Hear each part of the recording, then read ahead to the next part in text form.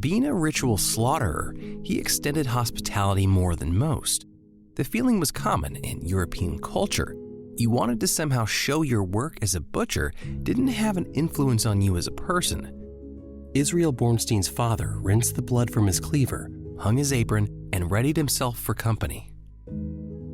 Our home was always open, and we had mishloachim, rabbis coming in from the whole world who used to stay with us and to eat with us. And my mother was an excellent cook. We used to have every day 2 or 3 people at dinner. They might have been very strict with my brother, and it backfired. So they were very gentle with me, and as gentle as my mother was, she wouldn't feed me until I prayed. Israel's father had an esteemed reputation. In his community, he was elected shochet, a person officially certified to slaughter cattle and poultry as prescribed by Jewish law. Due to the rise in Nazism, he declined the position. This likely saved his life and his family's. One early morning, we heard some knocking on the doors, and one of our Jewish neighbors brought to our attention that the Germans are here, invading Denmark. And a few minutes later, we had a formation over the head of 500 Stukas bombers flying in close formation over the rooftops of Copenhagen. And so close that actually the earth was shaking. The Germans wanted to show what they could do in minutes because they could actually flatten and extinguish and wipe out Copenhagen. And that was one of the threats that they used to coax and force the Danish government to come to terms after 6 hours. But still in all, we had no inkling of what was in store way down the road.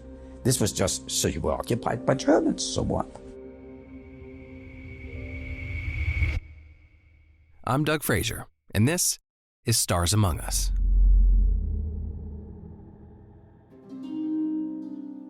The Øresund formed around 8,000 years ago from the freshwater Anselus Lake, ebbing, flowing, shifting into new forms, the way a place and its people change over time. Today, it's more commonly known in English as the Sound. The oceanic water that comprises the strait runs 73 miles long, its narrowest point acting as a border between Denmark and Sweden. If you looked across the water from the Danish city of Elsinore, you'd see Helsingborg, Sweden. On one side, in the early 1940s, German occupation. The other, just 2 miles away, political neutrality. We knew very little. Actually, information didn't come. You didn't read in the newspapers. The newspapers were also censored in Denmark. Let's not fool ourselves. So you didn't know it. You didn't know what happened. You had no idea what happened. When those who were saved in the death camps, some jumped off the trains, let's say. Some people began understanding what was happening. Even with eyewitness accounts, the world hesitated. As hundreds of thousands of Polish Jews were taken to extermination camps, Jan Karski brought the news to the West. He was a Polish soldier, resistance fighter, diplomat, and courier to the Polish government in exile, carrying strategic information to Allied leaders. Disguised as a camp guard, he visited the Warsaw Ghetto and Izbika transit camp. Look at it.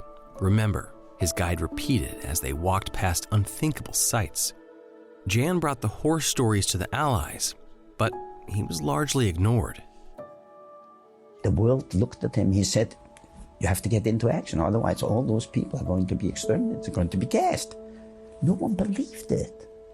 And the Germans simply denied that anything was afoot, even when the full extent of the death camps and the exterminations became known.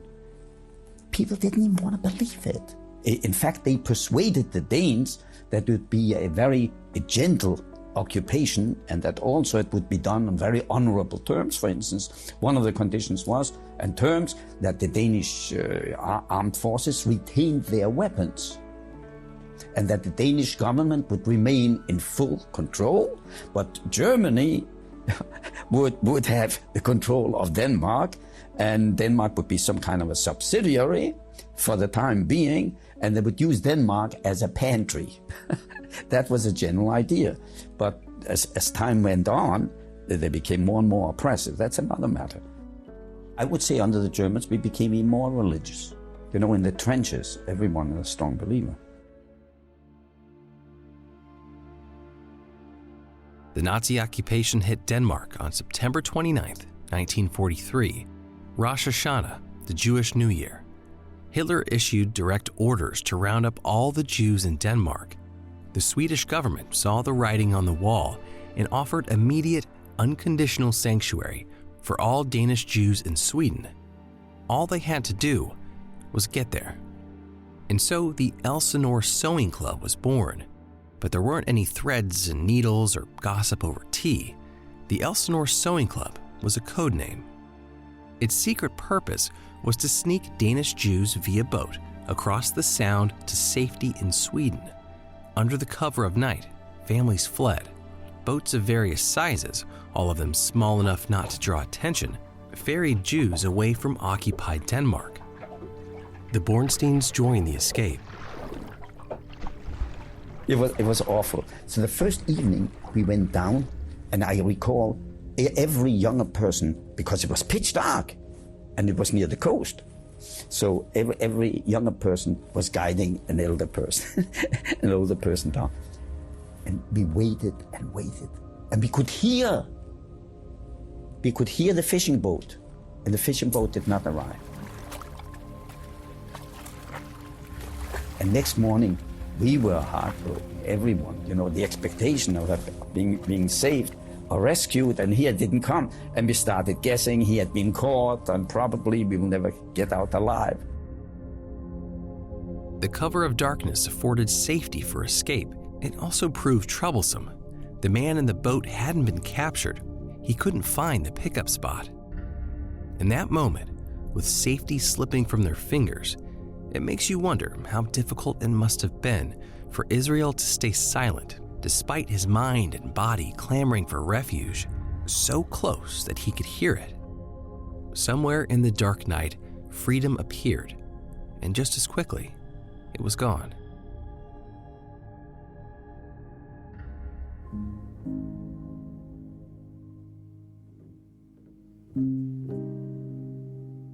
The next day, the sun rose over Denmark, illuminating the Jewish faces flushed with desperation. It was time to try again. Israel, his parents, his sister, his brother, and the others waited on the shore. The next evening, since he knew where we were, we knew where he was, he came down and he took us. And we all were loaded into this little fishing boat. We must have been close to 25 to 30 people in that boat. And they started crying, the children. We couldn't have that. If they started wailing in the dark, they would give us away to the Germans. If there was anyone close, they would hear us. So it was impossible. So they used to give sleeping drops to the kids. It was awful. And parents permitted that. 45 minutes to an hour, no more. We landed on a Swedish island. They'd made it. Once a symbol of hope, Sweden became a refuge from certain death, a free land they'd forever be tied to. The way we attach our stories to places, to events, to periods of time. The way we stitch our own patches into history's quilt. It's estimated the Elsinore Sewing Club safely transported 700 Jews across the cold waters of the Sound to safety in Sweden. By the end of the war, 7,220 Danish Jews escaped with the help of the Danish people. 98.5% of Denmark's Jews had survived. Israel Bornstein and his family lived in Sweden until the end of the war. During that time, he supported himself by working as a part-time cantor, thanks to training from his father. When the war ended in 1946, Rabbi Bornstein came to America, teaching and studying before moving to Norfolk, Virginia in 1949. 12 years later, he became a full rabbi and served until his retirement in 1989, when he became Rabbi Emeritus. A decade passed and he moved to Manchester, England to live with his sister and niece. He died there 2 years later, just over 1,000 miles from the Sound, but never far from the memories of his family's escape. No one can really fathom what could make human beings sink to the level of really exterminating other people and gassing them. When we are looking back at the Holocaust, we should not forget what happened to them and what might not have happened to them had the world spoken up. It goes for us, it goes for the whole world, that we must never tolerate evil, that we must fight evil in whatever form it comes, and never condone it by our silence. That silence is not golden. There is a time to speak up, and that is when others are suffering.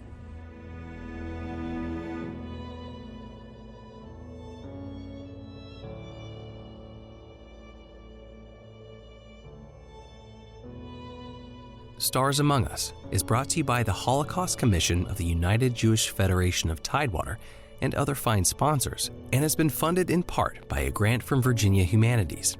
If you're interested in finding out more about the Holocaust and Rabbi Israel Bornstein's story, please visit holocaustcommission.org/starsamongus. Our producer is Elka Mennick. Our executive producers are Wendy Jurin-Auerbach and Gail Litwin-Flax. Stars Among Us is distributed by WHRO Public Media.